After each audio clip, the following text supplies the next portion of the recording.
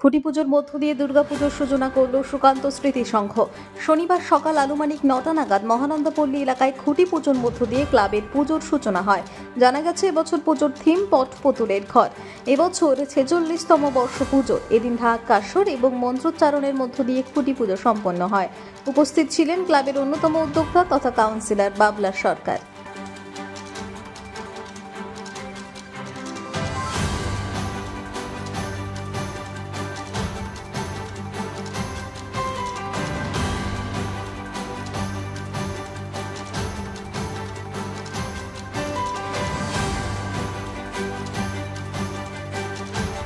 শ্রী গণেশের চতুর্থীর দিন চতুর্দশী।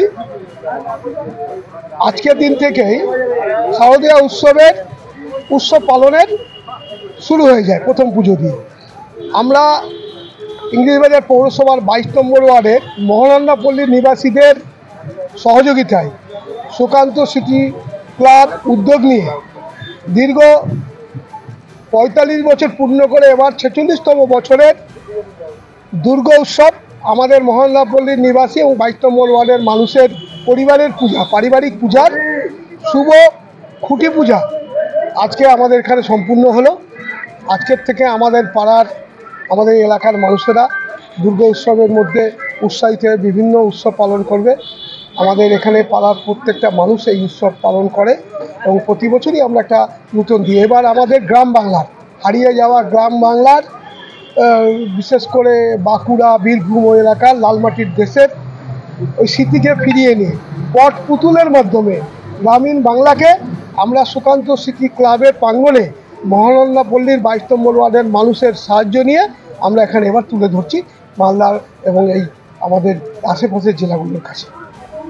কবে থেকে মানুষ পুজো? আমরা চতুর্থীতে ওপেনিং করব। এমনি আমাদের পুজো সবসময় খোলা থাকে, কারণ আমরা একটা ক্লাবের ভিতরে বাউন্ডারির মধ্যেই আমাদের মণ্ডপ হয়।